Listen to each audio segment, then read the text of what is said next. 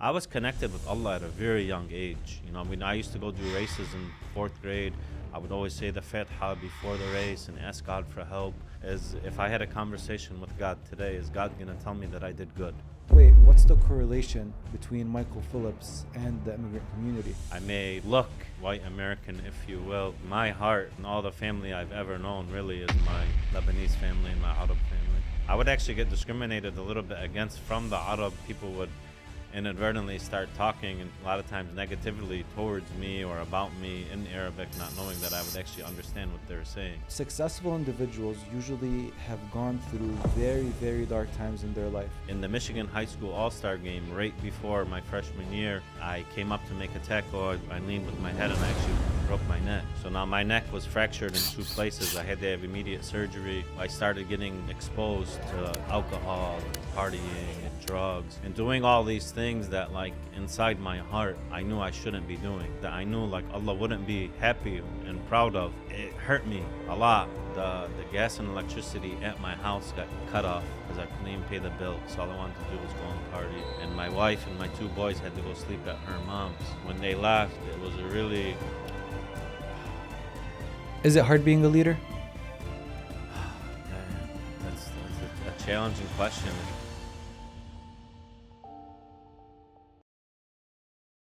One of the nicest types of stories to hear are the stories where people overcome adversity and then they make something out of themselves and out of their lives. Michael got married and had kids at 21 years old, and he went through addiction, a very bad lifestyle up until his late 20s.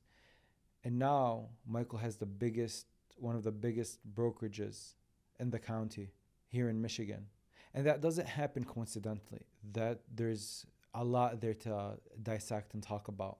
How exactly can something like this happen? What are the things that need to change from someone being in a very bad lifestyle and flipping their life all the way on the other side, 180 degrees, and becoming one of the most successful individuals that are around? You might think, Jaafar, you only get immigrants. The guest's name is Michael Phillips. Michael's mom is Lebanese. His dad is American. And he'll talk about his ethnicity, identity, and you'll hear it from him first. It's a very unique perspective that he has. And I feel like there's so much to learn about life through this conversation. Whether it's not giving up, staying persistent, setting reasonable goals, how to become a leader. There's so many things to talk about, and I can't wait for you to listen. If you're taking time out of your day to listen to this podcast, I really want to thank you, because without your support, this podcast can't happen. One of the best ways to support the podcast is to subscribe, to like the video, and to comment. Tell me what you think. There's no way this podcast can grow without you. Thank you for tuning in. And with that being said, let's get the show started. Welcome aboard Middle East Airlines. والمتوجهة إلى طيران الشرق الأوسط يرحب مدينة القدس العربية. Michael, welcome. Thank you. Michael, I start this off with self-introduction on your part. I like to know, who are you when you look in the mirror? Like, Michael to Michael, who is that? Because I feel like everyone has a perception of who they think you are, depending on what they see of you in their interactions with you, all of that. But I think it's special to see how you view yourself. Yeah, it's actually a great question. It's one that for me used to be a confusing question. And thankfully, I think through the process that I've been on, especially in the past, I would say 5 years, reflecting on my entire lifetime, I really found out like who I am, and who I am as a human being who each and every single day in life is trying to become a 1% better version of himself in all aspects of life, not only for me, but for everybody, for all of humanity. So like my life right now is totally dedicated just to, by the time I leave this world, I want to be remembered as somebody who helped make it a better place. See, the 1% thing, you hear it a lot. Many books, many motivational speeches talk about that 1%, be 1% better every day. In reality, because 1% doesn't seem like too much, But in reality, how hard is it to maintain being 1% better? Exactly. Everybody who wants to go through any type of change, and it should be improvement, they tend to want to put too much on their plate to start with. And then they put something on their plate that definitely will lead to incredible change. It just doesn't last. So when you adopt the mindset of 1% better, and for me, for example, it's 1% better in all aspects. It could be my physical health, my mental health, the way I interact with people who I come across with during that day, my spirituality and business and my career. If I can go to bed at night answering a few questions, the number one question I love to answer every night is if I had a conversation with God today, is God going to tell me that I did good? First and foremost. Interesting. That's the number one question I'm going to ask. And if I can say yes, in the manners in which I interacted with people, I did well, and I was a good version of myself, and I seeked improvement, then I'm going to sleep very well that night. And then tomorrow, inshallah, I'm going to wake up and I'm going to do the same thing all over again. But why do you say that you struggled to get to that point? Where was the struggle in how you saw yourself and your identity? I think a lot of times, just to go back to my upbringing a little bit, I was raised in the south end of Dearborn. I'm the oldest boy of 4 siblings. I have an older sister, younger brother, younger sister. My dad was a corrections officer. My mom was a stay-at-home mom, and alhamdulillah, I have outstanding parents. My parents actually taught me how to love and to care for community. One thing they didn't really have a lot of was, a financial ability and financial knowledge. So me growing up and being aware of that and understanding that I always wanted to give and I wanted to help, I grew up with kind of like a responsibility on my shoulders to carry a lot of people. But what I didn't know at that time, especially growing up, through high school and into and out of college and trying to get into business and to launching a career, I was more of looking at what other people had and thinking maybe this was unattainable for me, or why do they have it and I don't have it, and maybe being a little bit envious versus learning and understanding that, no, look, if they can do it, I can do it. And then breaking it down into steps of like, okay, how can I do it? And a lot of us out there, when we look at these things that we want, it's very, very simple. If you haven't reached, I would say, a mental state of awareness to understand that instead of me comparing myself to them, finding out what I want and how am I going to achieve it. And like I said, just breaking it down and taking those small steps, those 1% steps forward each and every single day. And before you know it, you'll have it. And I believe, the Allah, God, universe, however you want to look at it, once you take those steps forward, is going to help you in that and bring things your way. I absolutely agree with you. And you mentioned your upbringing, and people will look at the title and they'll see Michael Phillips. And throughout me starting this, it was Arab Americans that would come on, immigrants, right? And they'll be like, Michael Phillips, and now they hear you're saying alhamdulillah, you're mentioning Allah, and they're going to be like, wait, what's the correlation between Michael Phillips and the immigrant community? So yeah, so I'll touch on that. So my Jaddo Allah Rahma is Jadallah Saleh. He immigrated from Lebanon, Tibnin, to the south end of Dearborn so he can seek employment in the early 1900s with Ford Motor Company. And then my dad's family, Stephen Phillips, his family moved from North Carolina to the south end of Dearborn as well. So my grandfather on my dad's side could work at Ford Motor Company as well, and that's where my dad and my mom met each other. I like to say I'm kind of like exactly what Dearborn is. It's half of the Arab community and the other half is, American mixed. My dad's English-Scottish mix. But my dad grew up in the South End with the majority of his friends and his influences were all from the Arab community. And he right away connected, to Islam and to our religion, and he converted and So we were raised like I may like look, more of your, just white American, if you will. But like my heart is, and all the family I've ever known really is my Lebanese family and my Arab family. That's so cool, and it must have been such a unique experience growing up. Did you ever, now from what you're saying, it doesn't seem like you had like an identity tear between, let's just call it your American side and your Arab side. But was there like that push and pull, Oh yeah. that tear? Oh yeah. So when growing up in the South End, it's like 90+% Arab.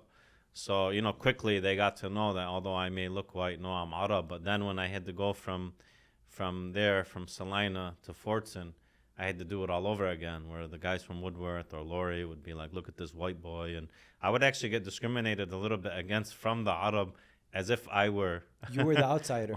Yeah, white. Which is very Yeah. weird in like the grand scheme of how this stuff usually works. Yeah. It's usually the immigrant, the brown person that get discriminated against. No, Now, I had an opposite. And also, too, understanding the Arabic language a lot, people would inadvertently start talking and a lot of times negatively towards me or about me in Arabic, not knowing that I would actually understand what they're saying. but you would, So we you would surprise understand. people sometimes. Yeah.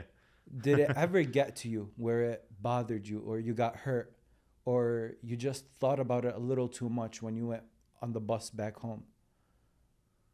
Yeah, I mean, you encounter some types of like potential like bullying situations, but I was never one to get bullied. I would always, I don't have a problem standing up for myself and defending myself. You would have that, and then especially too because I didn't know any of my dad's family. Mm. So the only family that I knew was my mom's family, which was the Arab family and the Lebanese family, the Saleh Berry family. So if ever I was not, being considered like one of us, like one of the Arab, yeah, was hurtful. Especially because that's how you identify. We as still, a I kid. still get it today. Yeah. I still get it today, but It would catch people off guard. doesn't bother me anymore. Yeah. Really. Yeah. It but would catch people off guard to see, oh, Michael Phillips, biggest brokerage in the county. And then we never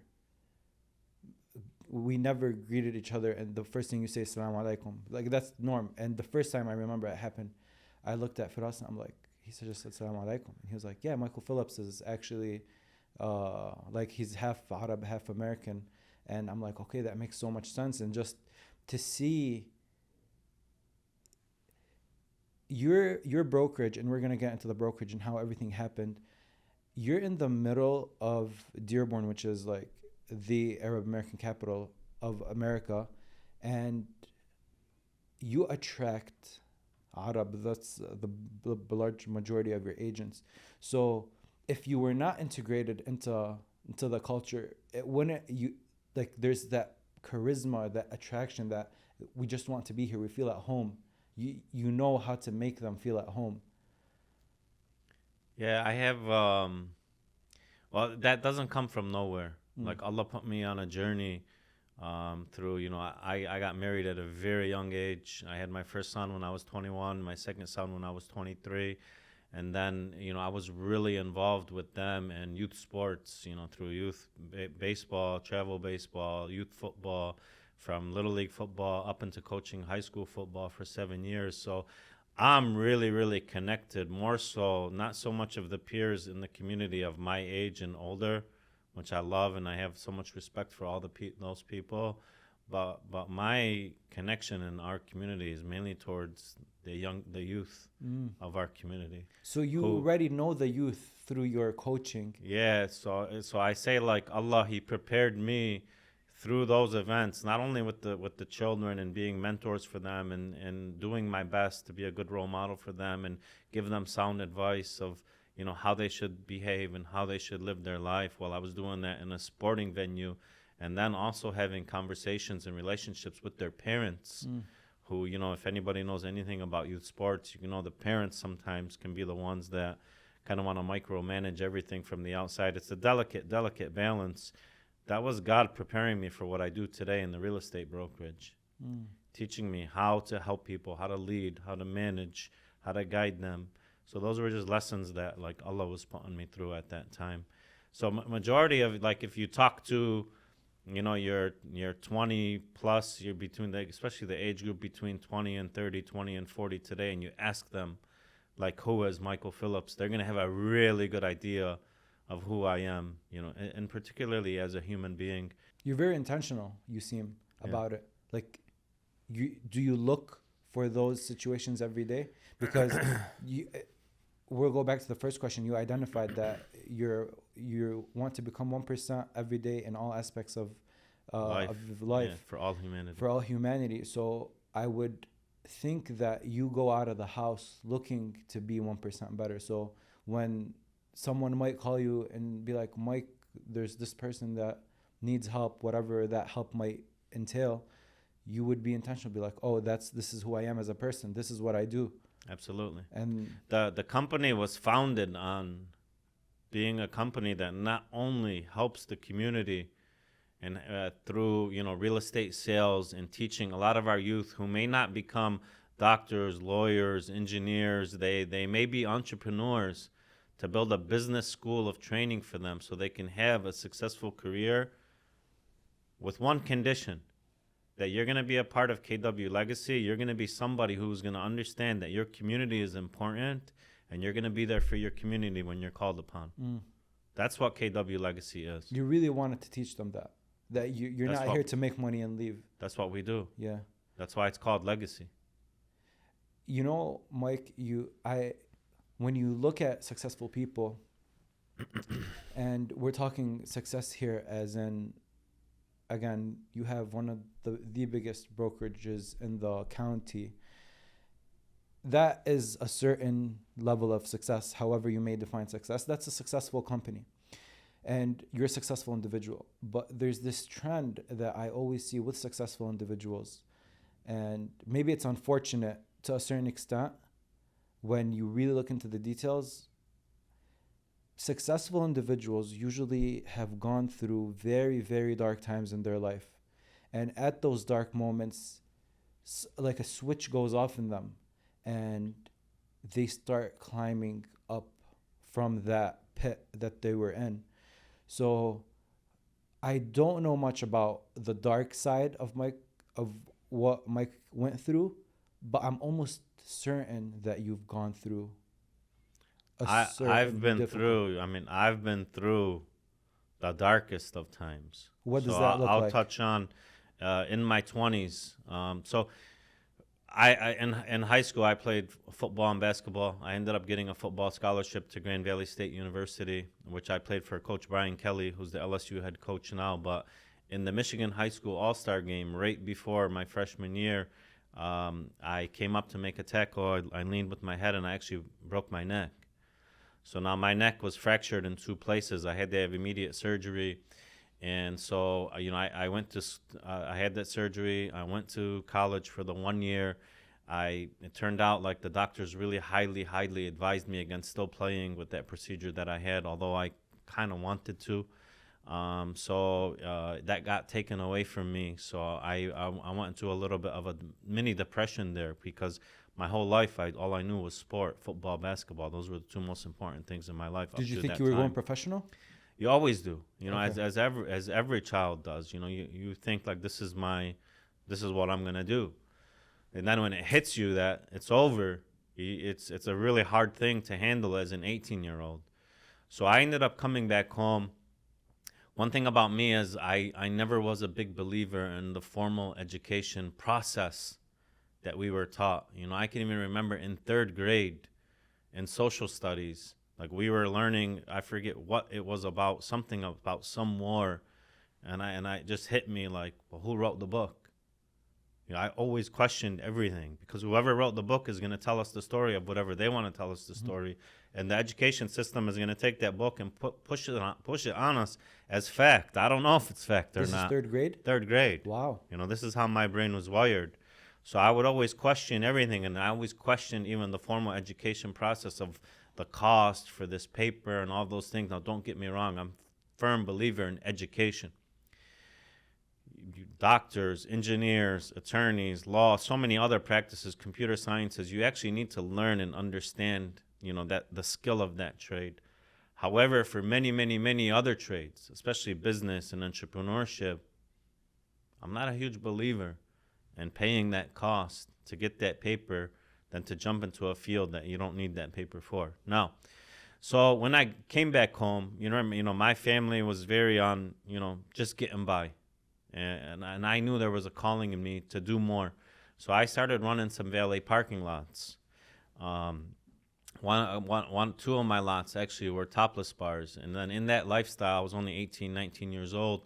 I started getting exposed to alcohol and partying and drugs and all of those things. So majority of my 20s had a lot of turbulence and tough times with just, excess partying and hanging out at these places and doing all these things that, like, inside my heart, I knew I shouldn't be doing. Because I was connected with Allah at a very young age.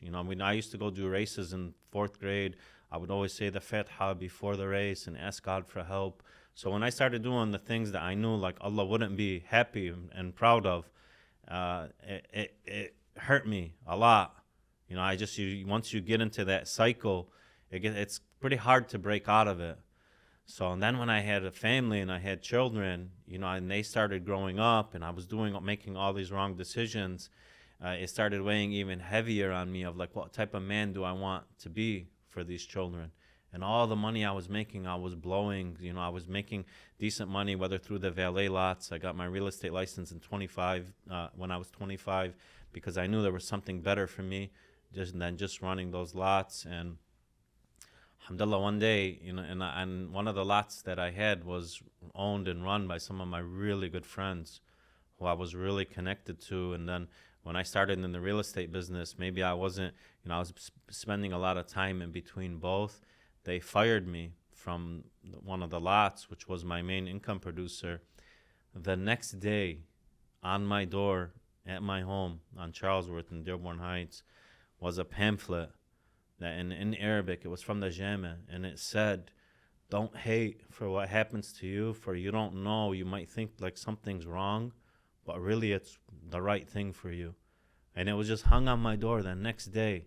Randomly. And it was another sign that I knew, like, Allah's always with me, protecting me and giving me signs. And I started getting really good at learning and understanding these signs.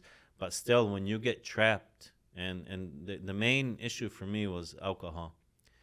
The minute I would have any type of drink, it would lead me into everything else. It was like the igniter of just go for it. And so, in my mid-20s, I wasn't good at controlling that behavior and just was doing so many just things I shouldn't be doing. But alhamdulillah, I never hurt anybody. If I hurt anyone, it was hurting myself. So at one point, this was maybe, probably like 2004, 2003, 2004. I was in the real estate industry for maybe like 4 years now. And like I said, every dollar I was blowing, the gas and electricity at my house got cut off because I couldn't even pay the bill, because all I wanted to do was go and party. And my wife and my 2 boys had to go sleep at her mom's. And it was when they left, it was a really, I guess how they say, you hit rock bottom moment for me. And I went and I looked in the mirror in the bathroom, and I started talking to myself. And it was just so weird that, like, even though I was talking to myself, the other person in the mirror was talking to me about, like, you're not making the right decisions. Don't trick yourself and think you're a good person and you're a good man and you're going to be an outstanding professional, because you're not. Like, it was just really an eye-opener for me of, like, I'm not doing very good. How does that conversation start? How do you start that conversation with yourself? I don't know. I don't know. I just went and looked in the mirror and I started talking to myself about the scenario that I was in. It's an empty house with no kids. It was a rock bottom. Yeah, it was a rock bottom moment for me that I said, I need to change. And then that change was a process. It was not easy. You ask anybody who's been in that scenario, like, alhamdulillah, I had the religion to fall back on, to really get into. It would happen. My older sister punked me out one time when I was living like this, and she was, doing well and into the religion, and she called me and she told me Ramadan was coming, and she's like, let me guess, you can't go 30 days without having a drink, so you can't fast. So she challenged me. And if anyone knows anything about me, if you want me to do something, challenge me. Like, challenge me or doubt me, and I'm going to do it. Like, that's the competitive fire I had in me. So I said, no, I can. So she's like, okay, do it. So I did it. Those 30 days of Ramadan, I got clean. I felt the most incredible I've ever felt, like, since I can remember. Of just getting my body clean, which cleaned my mind and cleaned my soul, and I felt so good. And then as soon as it was over, the phone calls came in from the friends.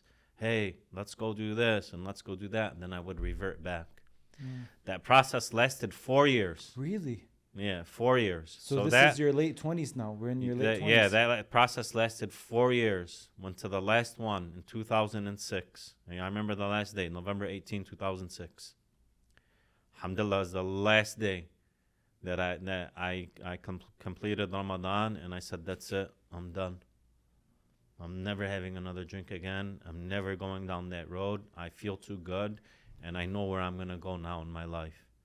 And I created that vision of who I want to become and what I want to do. And instantly, when I did that, my relationships with my family started improving. My financial well-being started improving. My knowledge started improving. I started reading books of things that inspired me. And, I was having a conversation with some of our agents about this yesterday, about being learning-based and continuing to learn. Now in the palm of our hand, we have the ability to research and learn about anything we want. Anything, with a snap of a finger. Right. Choosing to be learning-based and educating yourself, it's a free choice now. It's not, I need to go to this school or I need to go to that. It's a free choice. You choose to educate yourself. And when we're brought up into your elementary and your junior high and your high school, somebody else is telling you what they want you to learn. Well, now when you're an adult, you get to learn what you want to learn about. So I started learning about money. I started learning about leadership. I started learning about self-improvement.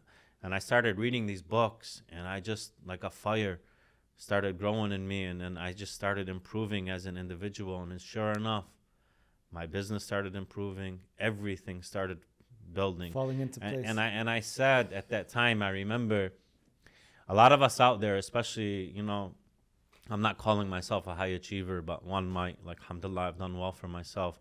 But entrepreneurs, high achievers, they have addictive personalities. Like, once we get into something, we're going to go all out. We want to be the best we can be. So my addictive type personality at that time, which led me to the dark times that you were talking about, was everything that could be wrong for me. Bad things. You're just addicted to the wrong things. So I said, now I'm going to get addicted to the good things. And that's when I really started turning back into the community and coaching the youth sport programs and helping the organizations by being board members of the North Dearborn Heights Baseball League. We did a beautiful thing, me and a group of individuals from the community, and we took over the Dearborn Heights Raiders organization and made it to the day, which is one of the best youth football organizations in our area. And I just got addicted to these things, to my business, to my work, to my children, to the community, and I devoted all my time there. And so that rock bottom moment transitioned me into, where I'm at today. You know what's so interesting? You described the rock bottom moment 4 years before you actually got out of the problem. What in your head in year 2 during that phase, like in your head, you're now pushing your late 20s and you're still addicted to these things, and I'm like 26 now, and if I'm doing something wrong right now, I'll think, like, is this how I'm always going to be? Like, am I not going to fix this ever? Because in your mid to late 20s, you're starting to think that you start kind of like, this is how my life is going to be. Like, I'm planting the seeds. But what makes you change in year 4 after hitting rock bottom 4 years before that? Man, that's a challenging question. It's just, it was a deep rooted belief in me that, like, I was destined for something great. It Where was does there. that come from? It was. If you're it- in these dark places, if you're addicted, if like, You know, it was just it was in here because even some of my friends, even when we were doing the bad things, and I would tell them like, I don't want to do this no more. Like and then they would be like, why are you talking like that? You know, no, man, why are you saying that? oh, they would want you to. Yeah, of course they would for want you to sure, stay. For sure. When you know, again, we were just talking about this yesterday. When you detach from those that you love or good friends, and you have to make that detachment because what you want in your life and what they're currently doing and what they want is not in alignment, they're going to try and just pull you back and keep you there. So you have to get really, really good and really powerful at saying, you know, no, thank you. I'm not going to, you know, unfortunately, I cannot do that. And this, you know, I'm busy. I got to do something else. You get really good at learning how to say, you know, no. And because you have to know what you want. So it was at that time and in that period that I was probably getting into my 6th year, 7th year in real estate, that I knew I had the skill, the ability, the desire to have an outstanding career. And I was wise enough to understand that the activities I was participating in, which was causing me to sleep in until 10 the next day, 11 the next day, wake up with a headache, not feel good, continuing that cycle was going to prohibit me from becoming who I knew I could be. And then again, I say I had that deep rooted connection with Allah that told me, you know, inside of my heart, inside of my chest, you're like, I was destined to do something great. There's a bigger purpose for me. I always knew it. So when I was doing things that were not helping that cause, it hurt me. Yeah. Now I'm thinking about it 7-8 years into marriage and these things are happening. There has to be pressure also from within your household. Like now your kids are getting older. You know what I mean? Like now they're going to start school and you're still doing these things. And I can only Alhamdulillah, imagine. the pressure came not only, you know, from my wife, who's just an outstanding, remarkable lady who stood right by my side and by the family side. And she was, you know, she made plenty of sacrifices for our family while I was not doing good. Yeah. She had worked for the U.S. Post Office. She was delivering mail, which is one of the worst jobs in the world. In Michigan in particular, you get the super humid summers and the freezing cold winters. So I had so much, you know, love and respect and admiration for her and the sacrifice she made for us. And she was hurting of my behavior as well. Of course. But she never wavered ever once in her commitment to me. And then in addition to that, my mom and dad, you know, my mom in particular, are very disappointed in me. I told you about my sister. My brother Nabay, he had similar struggle as I did, almost same exact story. And alhamdulillah, he ended up growing out of that as well. Even my wife's parents, very good people, very hard workers, who showed us nothing but love. They were disappointed in the actions I was making. So, and again, the community as well. You know, I would bump into people from the community who would know me and be like, Mike, you know, you're better than this. Like, what are you doing? Why are you doing this? Very much. It's very embarrassing.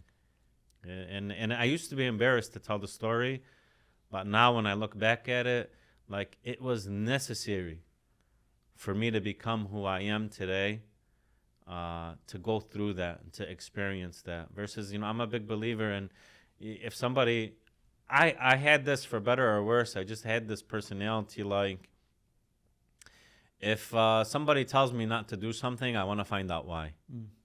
You know, I'm not just going to take their word for it, unless they tell me that they've been through it and the experiences that they had. You want firsthand experience. You know, I want the reasons why. I want to, not just because somebody told me to do X, Y, Z, because that's what we've always done. Okay. You know, I want to dig a little bit deeper, and I'm gonna be curious, and I want to find out for myself. So I think God just wanted me to come through that, because now, and I have this often. You know, our market center, alhamdulillah, we have 160 agents. We have a huge portion of them between 20 and 30 years old. They're experiencing those same things that I went through, and they can come to me and talk to me, and I can tell them exactly why you shouldn't do this, and this is how you're going to feel, and this is how you're going to think, and this is what it's going to do to you, and this is the choices you're going to make. And they're going to know, man, wow, This guy knows exactly what I'm talking about. Like, I've been through it. You see yourselves in them in a way. Yes. And it's again, going through the whole story of God prepared me for what I do today and put me in that position is because he wanted me to be the man that I always needed in my life for them. And I didn't have any older brothers. And my dad, God bless him, he's a great man. But he was just, doing his best to make ends meet and to provide for us. And me and my brothers and sisters, we never really wanted for everything because my dad did give us everything that he had. He would take care of his kids first. So I'm so thankful for that. But there was very little to share.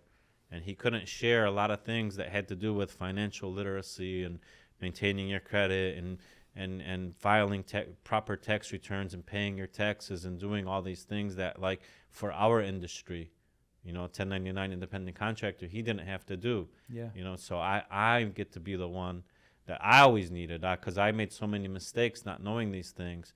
I had to go through these troubles and this hardship and these mistakes, so now I can give and teach it to them. If like a 25-year-old Michael Phillips would come to this Michael Phillips right here, what are some words that you would tell him to make sure that he gets out of what he's going through as soon as possible?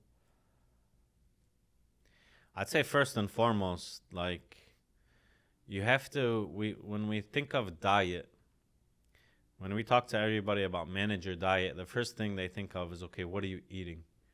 Okay, that's true. We have to be very mindful of what we're feeding ourselves through food and what we're digesting. But what about what you let into your head? What about what we listen to, who we talk to, any type of frequencies that we allow to come into our brain? I would say first and foremost, I want you to control your diet of information. I'm one that's very big on, I'm very guarded against what type of group chats I get thrown in. They have to be things that I believe have benefit to my life, not just gossip and drama and talk. I'm not big on those types of things. I'm a big believer in seeking education, either via podcast, listening to a book, or reading a book. And the most important thing is, who are you surrounding yourself with? Because you have to do that first and foremost, and maintain your physical health, because as you start aging, if you don't have your physical health, you really have nothing. Nothing else matters, so you have to take care of your physical health. And when you're 25, it's relatively easy to do. So those would be two things I would say. You found that to be a little harder? Yeah, because when I was living the wrong lifestyle, I had gone to 255 pounds just because, I was not taking care of myself, was drinking a lot, stopped exercising, I was just eating anything, and all of that stuff. Then, of course, doing those things, you're not going to be thinking properly. So for me, it was maybe when I got out of that lifestyle in 2006, I say maybe it took about 4 years of decent exercise in maintaining my health and watching what I eat to get back to what I believe is my normal weight. Like today I weigh 205 pounds, so and alhamdulillah my health is in great order, and therefore I can show up and I can be the person I want to be for everyone else. Because and I'm a big believer as well, if God has blessed us with physical and or mental health, then God is going to want to see us go be the best we can be. Of course, that's God doesn't want to, a lot of people say, well, everything is already destined for you. Well, that doesn't mean, in my opinion, in my interpretation, if Allah has blessed me, because He has not blessed everybody with physical health. But if He blessed me with physical health, and then just like He has not, unfortunately, blessed everybody with mental health, if I'm blessed with mental health, God's going to not just want to see me sit on the couch and do nothing. I need to get up and get out there. And like I said, go make this world a better place. Definitely, you have a responsibility now. Exactly. Now, if you ask, why aren't there good people in the world? It's like, you're healthy, mentally, physically, alhamdulillah, you're good. Why aren't you the person that's doing the change? If you're able. You know what I mean? Because yeah, you're right. There are a lot of people that don't have that luxury of having that physical and mental health. That's something I think about all the time is why do we always look for other people to do the change rather than doing the change ourselves? I mean, I understand that it's easier just to sit on the sidelines and be like, inshallah, someone walks in and they do the change. Someone that comes, gives handouts, maybe I get a handout. Why aren't you the person that's giving the handouts? Why aren't you the person that's like moving forward with that change? I'll tell you why. Because giving is a gift. And unfortunately, a lot of people don't understand that because they've never really gave.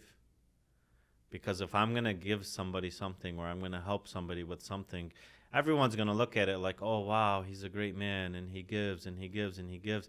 But I don't want anybody to think like that because when I do give and when I do help, my life is a better life. Like I feel fulfilled. I reap that reward.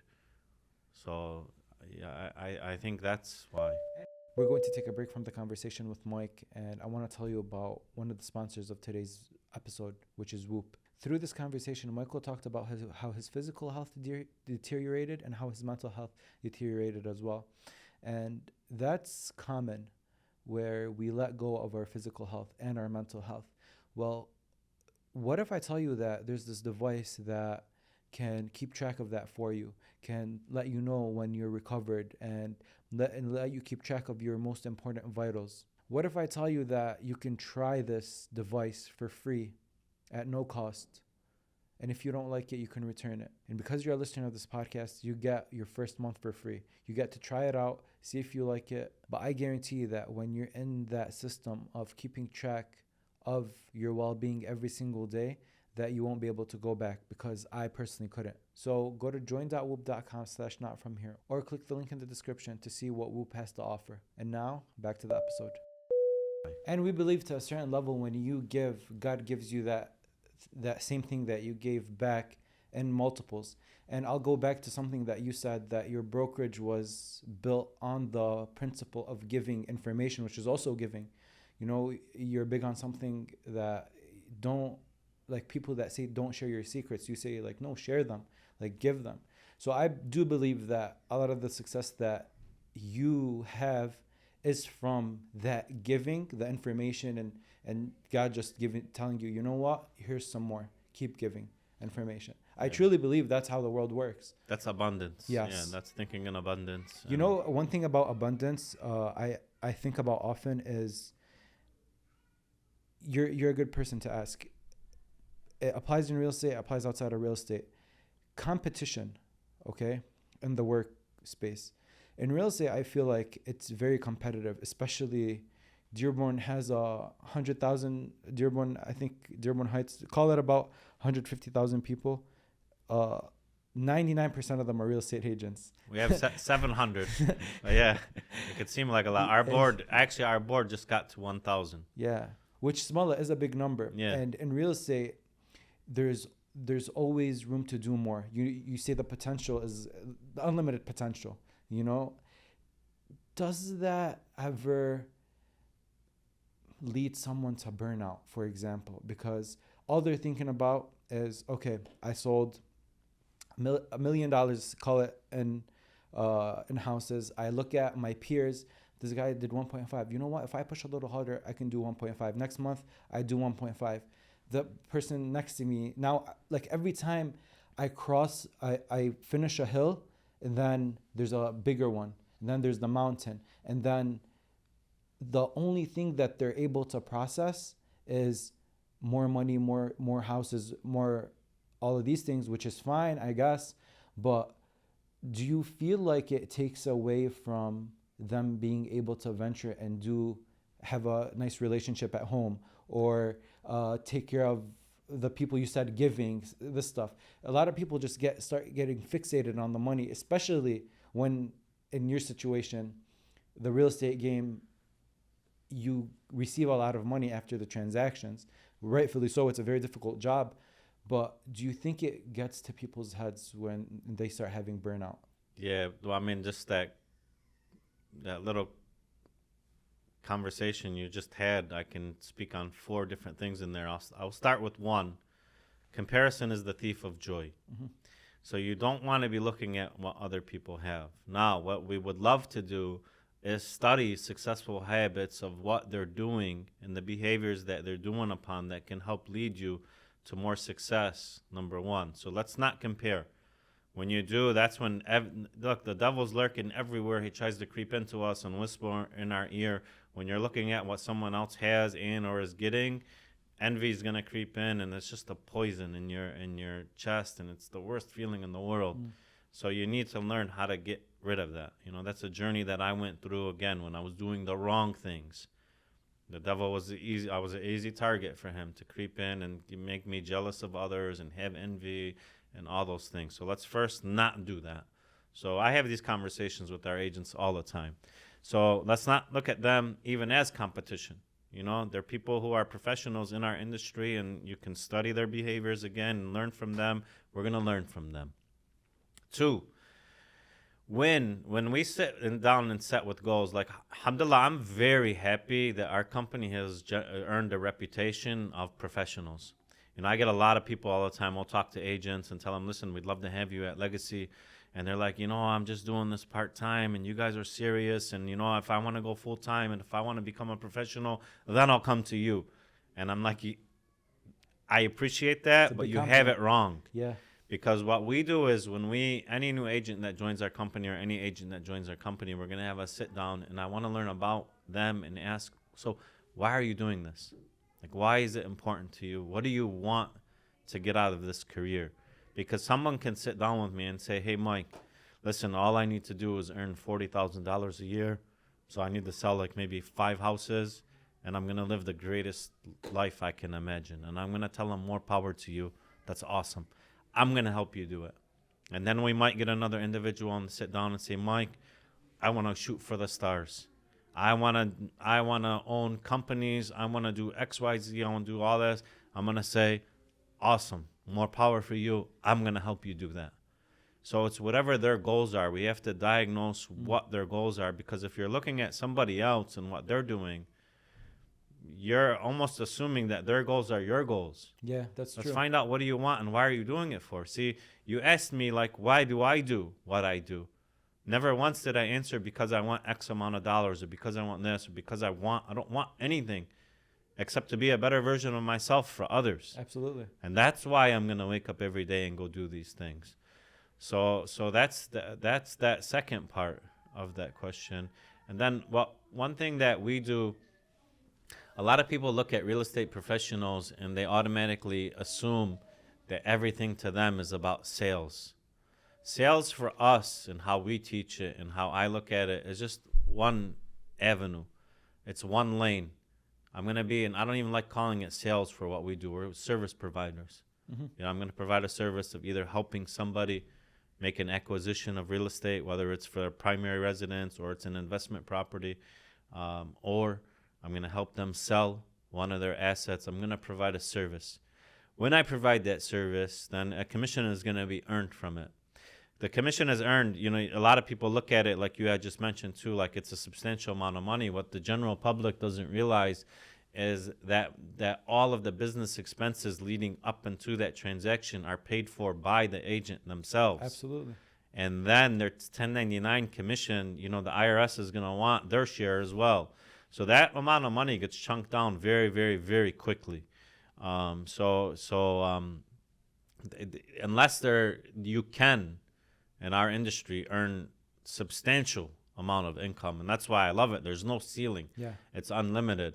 But right now, like in any industry, you know, 20% of the top producers are earning 80% of all the income that there is out there. So your top get the share. So you really want to build your way up into that.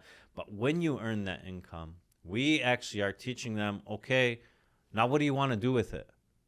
So we get involved in either helping them, you know, build real estate portfolios or anything else that they want to do, whereas they're not going to be solely dependent on their real estate income alone, and that's all we teach and that's all they learn. We're going to help them live a big life through real estate, and then after that, what are you going to do about it? So our saying is, you're going to first think $1 million, meaning we have to create a vision of how are we going to earn the income. Then you're going to earn the income, meaning you're going to get paid. Then you're going to net the income. So just as I told you, there's expenses in there and there's taxes. We're going to teach them how to make sure that they're running a business where they're still staying profitable. Yes. And even though they earned a commission, while they might have spent 10,000 that month on Zillow and they earned a 5,000 commission, they think they earned 5, they lost 5. Exactly. So we're teaching them those things. It sounds like, well, yeah, everybody should be doing that. No, they don't. Yeah. And net it, so now they're going to have it. And then what are you going to give? So think, earn, net, give in that order. That's what we teach. What about ego? Ego is a big deal. When you give people, when people have money in their pockets, they tend to think that they might be better than other people. Of course, this is a general statement. I don't mean to generalize, but in general, ego is a very big deal, especially like in real estate. We always have these conversations. And one of my friends was like, we were asking him, why do you need a nice watch? And why do you need a nice car? Like, if you've driven like a regular car all your life, why is the need for something super luxurious? And he was like, I can't go sell $1 million house driving a $30,000 car. I would need an $80,000 car, $100,000 car with a $20,000 watch on my hand. And then the client would take me seriously to sell this house of his for $1 million, $2 million, $3 million, $4 million. And I don't think that's wrong at all. If that's what you need to, you'll make that money back, no problem. But does that get into people's heads where it becomes an ego thing? Yeah. I'm going to just break that apart a little bit. So first with the ego, and I didn't learn this until maybe about like 4 or 5 years ago. If anybody were to ever tell me about like, oh, you have an ego, I'd be like, no, I don't. But we all do. We all do. And typically the ego is the first emotion you get when anything happens. Either your blood starts boiling or your face gets hot and you want to make a reaction and a response. You're very good at describing emotions, even with the envy part and that sting in the chest. Yeah. You described it perfectly. And ego, same thing. Yeah, I've been through it. So when you can understand, see, as great as you want to be in anything you want to be, you have to understand not only your strengths, you have to understand your weaknesses. And your reaction is everything. So typically the first reaction you're going to want to make when anything happens, and it will happen, adversity always shows its face in anything, is your ego. You have to learn to understand that the ego usually wants to respond. It wants to react. It wants to counter-strike. It wants to do everything that typically is not great for you. And so like one of the beauties that can be found through meditation and through like yoga are two practices that I love to participate in, and I have to. It's changed my life for the better. Is it's afforded me the ability now to understand when I feel those feelings and those emotions, my ego wants to respond, and it allows me to pause. Take a deep breath, pause, not react. Don't succumb to the ego wanting to make a decision that you're probably going to regret. Digest it, hold, breathe, and then make a good reaction. So that's usually the ego. And I wish I would have learned this so much earlier in life, because I had so many things have taken place where maybe, you know, we come from that old school mentality. Yeah, if someone says something to me, I'm going to chuck them up. Yep. And I'll put them in their place. That's the ego. And so when you can like let that go and just digest it, and then you can react, you know, from kindness, from a good manner, everything is going to work out so much better.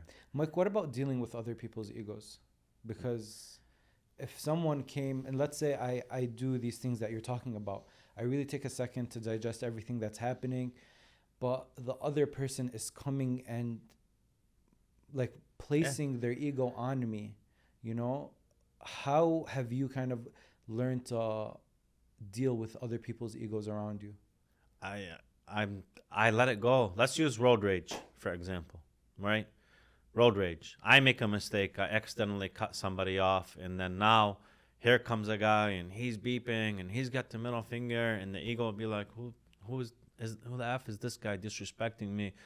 I'll tell him, no, be like, hey, man, sorry. Let him go. Sorry for him. I'm sorry for him that he's not managing his emotions and controlling himself and allowing himself potentially for something bad to happen, or he's going to have a bad day. I'm sorry. I'm sorry for you that you haven't learned how to conquer that. So if somebody is rude to you, same thing. Somebody is rude to you, they got ego issues, or they're being rude, or they say something to you that's offensive. Sorry you feel like that. Even in your workplace, when Yeah. you're dealing with ego in the workplace. Yeah, you can. We do always. I mean, you get when our journey with KW Legacy, we started with, alhamdulillah, we had our first 5, and then after the first 5, we got to 10.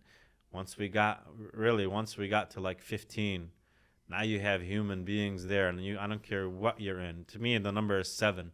You get 7 human beings in a room. Gossip, drama, this, that, and things are going to talk. They have all different types of personalities. They're going to start mixing together, and you're going to have to learn how to manage that storm.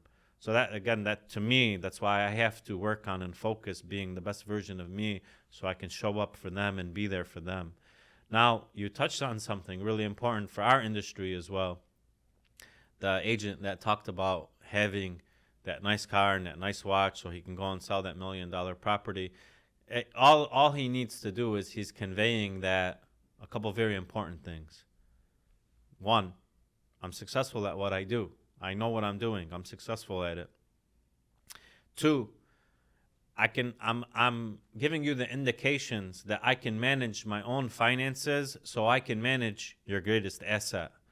So those things are particularly important because if somebody doesn't, and again, it doesn't have to be extravagant. It has to be. We always talk about just clean, like wash your car, show up presentable.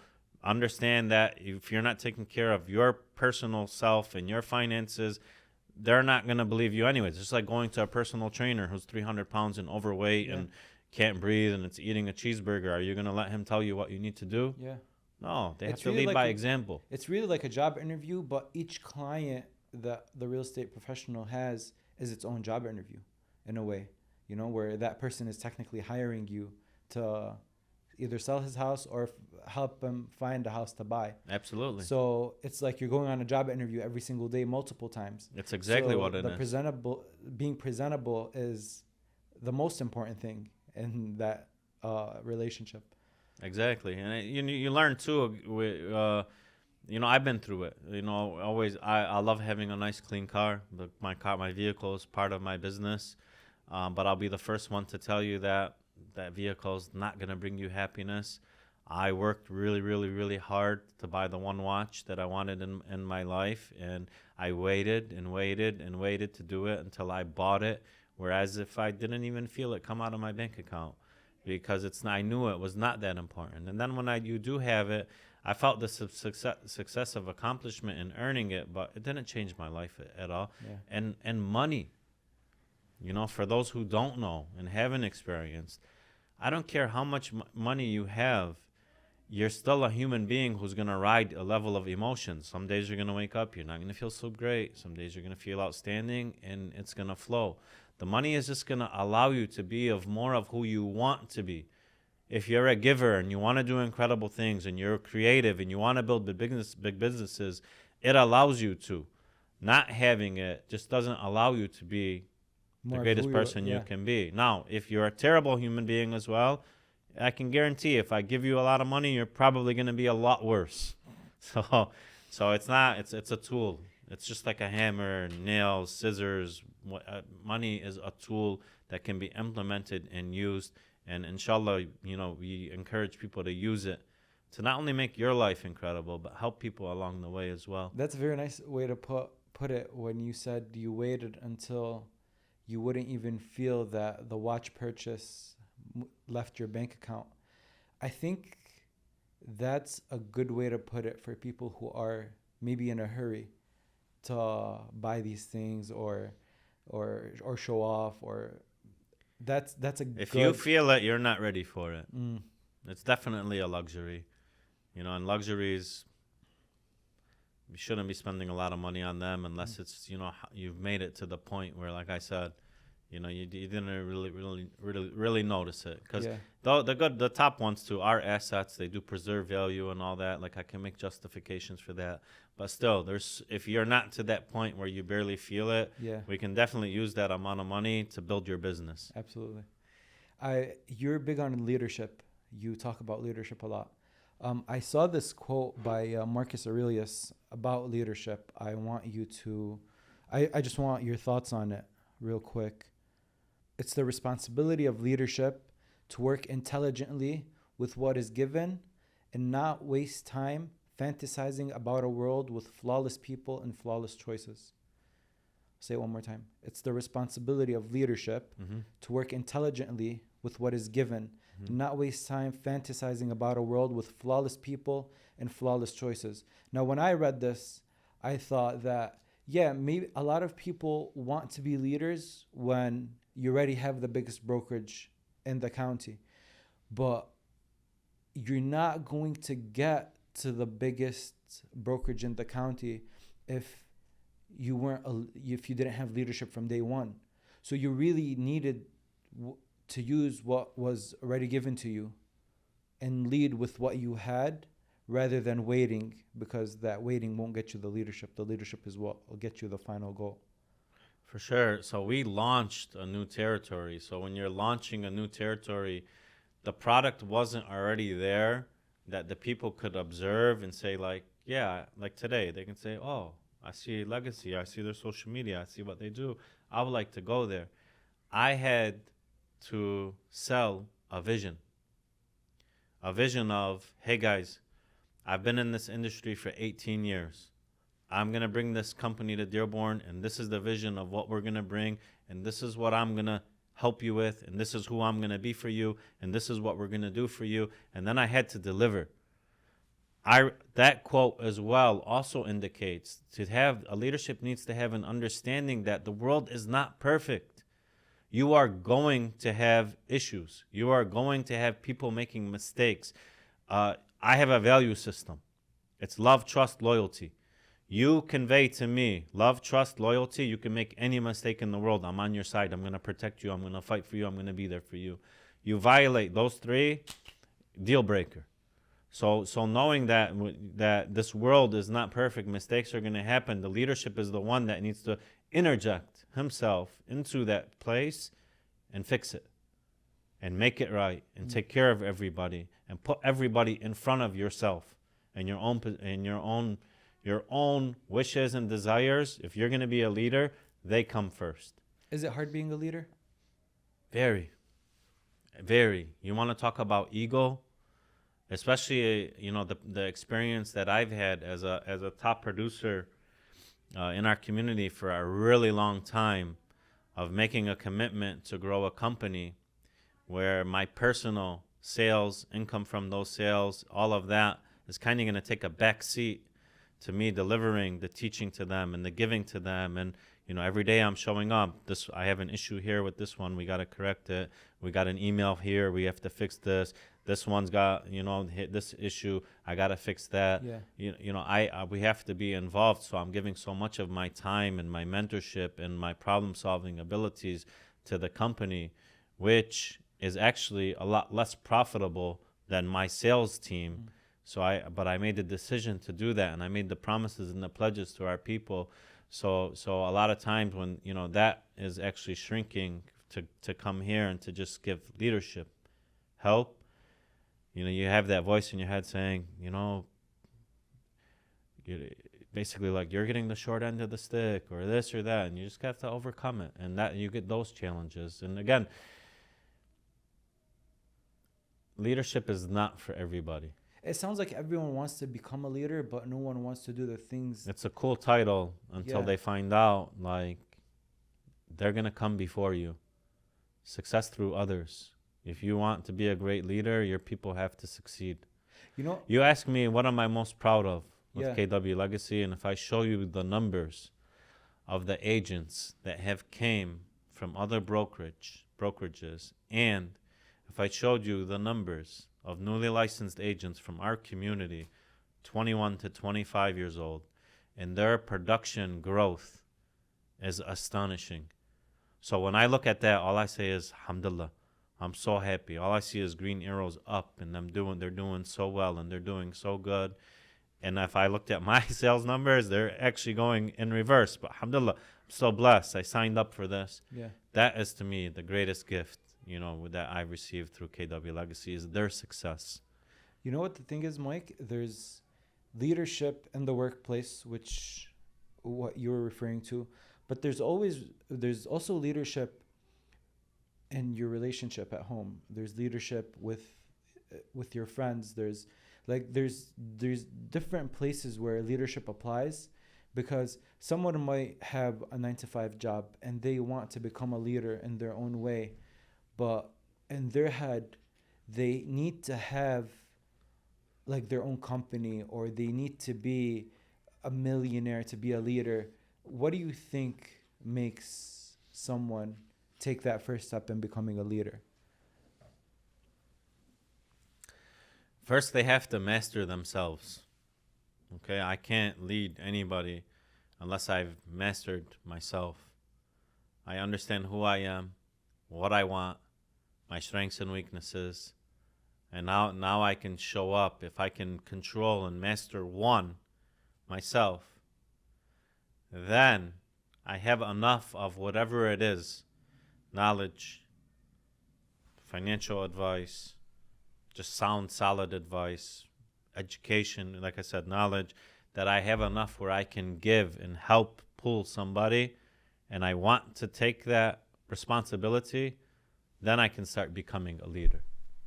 A lot of people don't want to become leaders. Once they find out what it entails, they just want to take care of them and be for them, and there's nothing wrong with that. Of course. And the world needs people that are leaders and people that are not. We can't all be leaders. Kobe Bryant said something one time, and he said leadership is lonely. Do you agree? Yeah. I'll just tell a little bit, another story related to that. My first 2 years of running KW Legacy, remember, newly launched territory. Everybody's coming is new to the company, and 75% of them joined from other companies. So we're always being compared. I was so obsessed with, are they happy? Are they not happy? Am I doing a good job? Is it working? Is it not working? They might leave. They might, I don't know. Are they coming? Are they going? Like, I was losing sleep over, might this agent leave? And the agent started picking up on that. And I feel they actually started enjoying it. Like, let's act like we're not happy. And let's act like we're going to leave. And let's see what Mike does.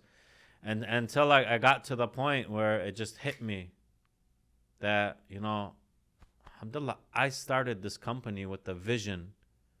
And I'm doing the work. I'm delivering the vision. And it doesn't matter whether they're happy or not, they like it or not.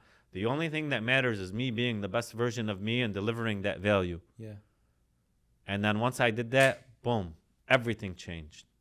I stopped really putting my ear to, are they happy, are they not happy? We'll still do company surveys, put out surveys twice per year, asking them, give us your feedback, tell us how you feel. But I already know, if I show up every single day and I run my outstanding leadership team to be the best real estate brokerage in the world, and I'm doing the best that I can do each and every single day, I know enough people are going to want to be a part of that. And if they don't, God bless them. There's many other brokerages out there. We wish you the best of luck. Good luck. We're going to show up and just be the best we can be. But you do feel lonely. No one's going to care as much as you do. And that's the reality. You can have the biggest and best team, brilliant individuals. No one's going to care as much as you do. Yeah, I never really looked at it from the perspective of lonely, but I believe I have a leadership team of, I would say, 3. That's Aya, Melissa, Wa'il, that are the integral part of running KW Legacy. Then I have 2 outstanding affiliates, one in Lola Al Zain in Venture Title, and the next with my sister Dalia, Moby, and Mosale with Clover Mortgage. Together, we form the nucleus of what is KW Legacy. I believe they all feel ownership in the company, and it's not just me alone. Okay. I really do. I believe that, if the company is not doing good, every single person I just mentioned, like they go to bed at night not feeling so great and knowing we got to do better. And so I never really felt lonely in strictly just running the company. That's a blessing. Yeah.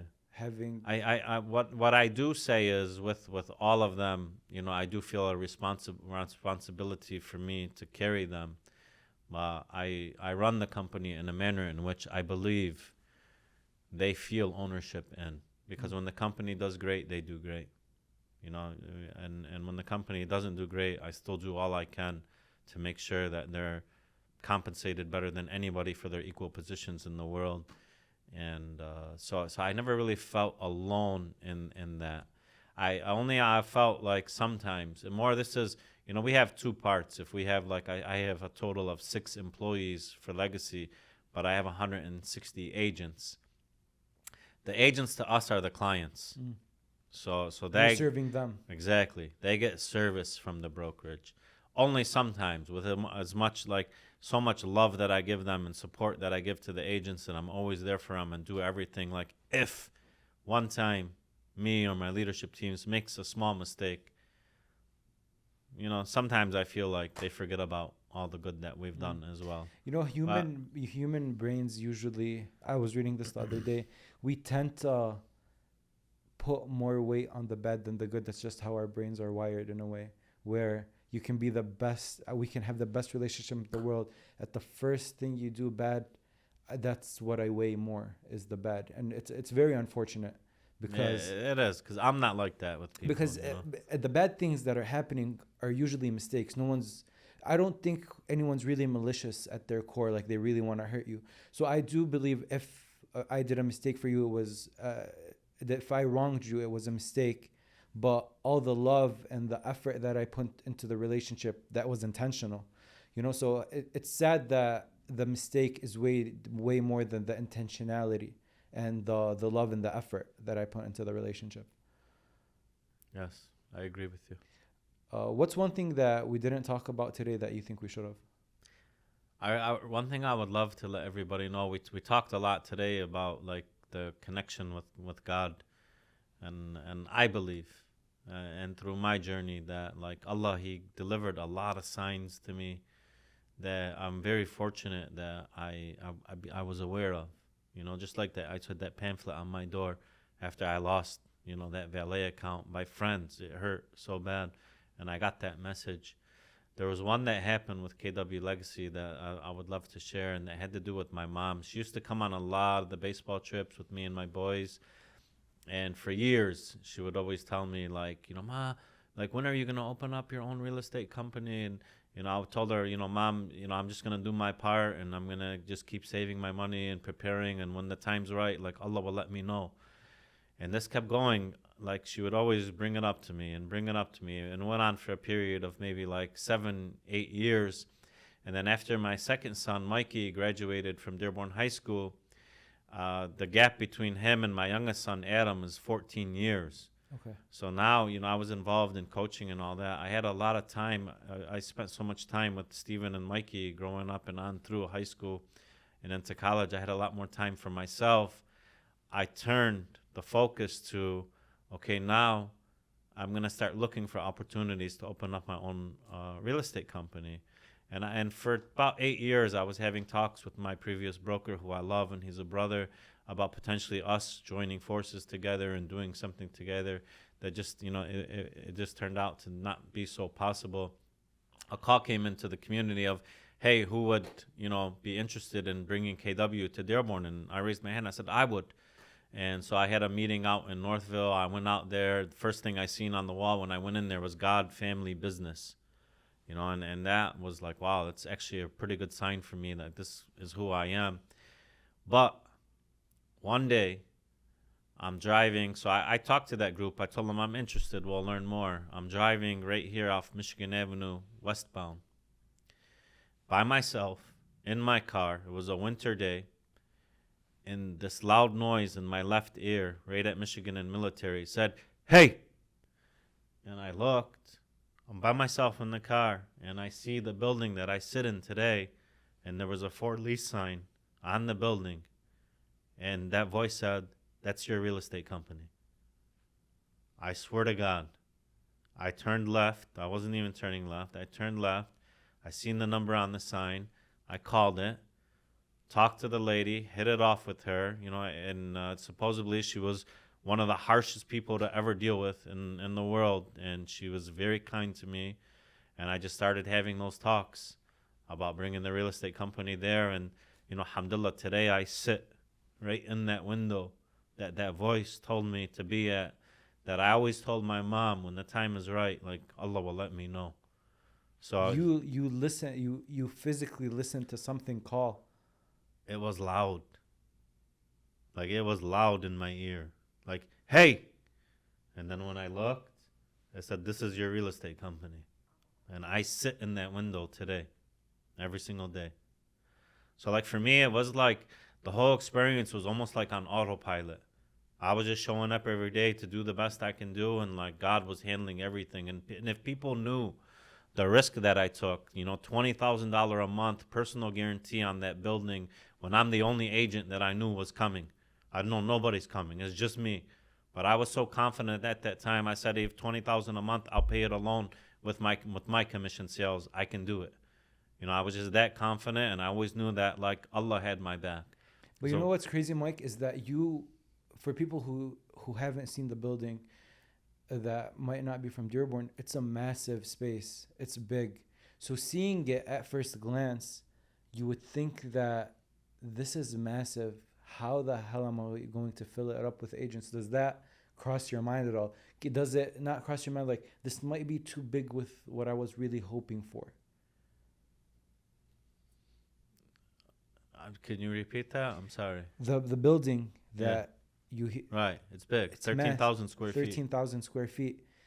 When you look at it and be like, okay, I'll take it, are you not thinking this might be a little bigger than what I had thought I would want from opening KW in Dearborn? No, I knew, and actually this caught me. It was a war, man. A lot of the people, the companies in Dearborn that were doing well, did not want to see that company there. Like they did a lot of bad things to try and make sure that we didn't open. And again, everybody can plan and do whatever they want to do, but Allah's the greatest of planners. And a lot of people all of a sudden that I thought were some of my great friends and that I loved did not like me so much. And unfortunately, the reason they didn't, and I forgive them, because again, I know it's what we talked about with envy and things like that. They just, for some reason, they started not liking me because I went big. But I always knew, and I prepared for, like, if I'm going to do something, I'm going to do it big. I didn't want to do anything small. I wanted to make an impact in this community. Like, I wanted to teach. You see, when you come to Legacy, you see it's a business school. Oh, yeah. This is not just a real estate company. This is a business school that I can show up to every single day and help our community, the people of our community who raise their hand and say, I want to become a real estate professional. I want to have a career.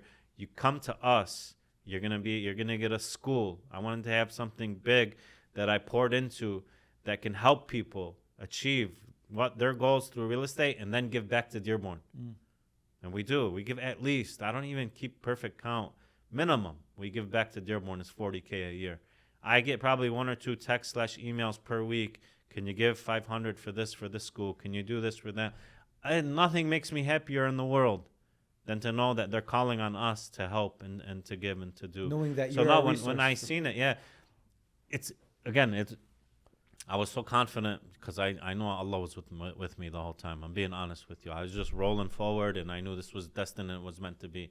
Then I was so confident because I know what I bring to the table. I know what I can teach. I know what I've been through. I know what I can learn. I know how I live my life. I know how I show up every day. I know if I was 25 years old, real estate professional that could interact and speak to me every day, I know what a tremendous value that is. So I knew if I build it, they're gonna come. It's too good. The thing is, I really want to know if I was a fly on the wall the first time you walked into that building alone after you took the lease. $20,000 a month. That's not personal guaranteed. I had I had a conversation with my family, with my wife, and with my boys, and I said, I'm gonna take a chance. I'm gonna go for it, and I'm just letting you guys right now. If it doesn't work out, things might get a little bit tight. I had 3 rental properties at the time. I refinanced all of them. See, it wasn't the $20,000 a month at all. The build out of that place was $700,000 that I didn't have, on paper, cash. I had to refinance my properties to pull the money out from there to in order to build the business. But this is why I'm such a huge believer and advocate for wealth building through owning real estate, because look what I was able to do. Had I not bought those properties over the years, I would not be able to own and operate KW Legacy. So this is why I'm a big advocate of always teaching people wealth building through real estate. I want to touch on something that you said, and you said that the real estate community in Dearborn really pushed you away. They tried to advocate for you not opening Legacy. And I find that disheartening, because I would love to feel that our culture says we want to see each other grow, and that Allah gives each person their own, like their sustenance. Like, we call it rizqah. Your rizqah is for you, and whatever I do, I cannot take $1 from your rizqah and apply it to myself. And it's just disheartening to know that there were people that advocated against a community member's growth. It was fear, because in order for me to launch a new company, that meant that they were probably going to lose some to that company, and I can relate, and I totally forgive them for that. And I tried my best to do it with respect and at the same time understanding just this is the way the world works. If you have a product, I have a product, I'm going to offer my product to the public. Real estate agents are 1099 independent contractors each and every single day. This is something that I live by. My people are 1099 independent contractors. Like I said, to me, I treat my agents as they're my clients. Each and every single day they wake up, they make a conscious decision to say, I'm a part of KW Legacy. And each and every single day they can say, I'm going to go be somewhere else. Yeah. And where I used to, get upset about things like that, now I understand. If an agent leaves, hey, I clearly wasn't providing enough value proposition to them. That's on me.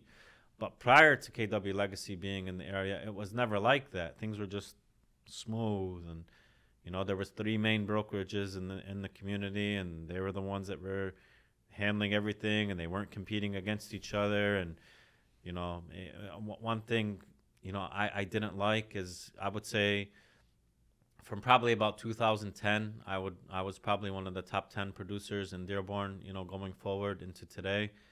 And whenever we would work with agents from out of the area, we had the worst reputation. And I took that personally, because I'm a professional. As in Dearborn? Yeah. Why? They dogged Dearborn real estate professionals. Says we weren't professional, we're a problem, we don't follow contracts. I took offense to that. So, and because I'm not that. If you do business with me, you'll clearly understand. Everything is clearly communicated, concise, on time, in order. I take great pride in the work. So I wanted to teach that, because I know in teaching that, I'm going to raise the bar of real estate service in our community. I'm going to raise the image of the real estate professionals in Dearborn. I was very big on letting the company be a company that's very visible via social media, that highlights their agents. Not the agents have to do it themselves. The company gave to that. And I knew if I did it, the other companies were going to copy, and all together we were going to raise the bar of Dearborn in real estate. Yeah. And we did that. Whether they joined Legacy or not, I really don't care. Right. We raised You just the raised bar, the bar of the level of service in Dearborn, and it's been done. And I don't think anybody would deny that. And if they do, that's their opinion. But we raised the bar, for sure. Well, Mike, I wish you all the success moving forward. Wallah, this is a beautiful conversation. Thank you. And I just want to say a small detail, but I realized it twice. I love how supportive your mom was and how supportive she is of you reaching your dreams, because you mentioned that your parents got upset when you quit football. They wanted you to go forward. And usually parents are kind of hesitant because it's not the norm. And then also when you wanted to go into real estate, she was like, open your own company. Usually out of parents, they don't like hold you back, but they want you to be safe and secure. So she sees you're doing good. Usually they'll be like, all right, just keep doing what you're doing. You're good. You're fine. You're surviving. But her pushing you in those two areas just shows how supportive and how much she believes in you and your capabilities. Yeah, my mom was always like that with me. My mom knew I was. She always knew I had it in me, and I was, what she would deem special, and she would push me into these things. So no, she Yeah. is always my number one fan. Yeah. Alhamdulillah, now in life, we bought a home in Florida together with my mom and dad. Me and my brothers and sisters go down there often, and we've through the success we've become even a lot closer again. It's a blessing. That's beautiful. Thank you, Mike. Thank you, brother. I had fun. Thank you. No problem.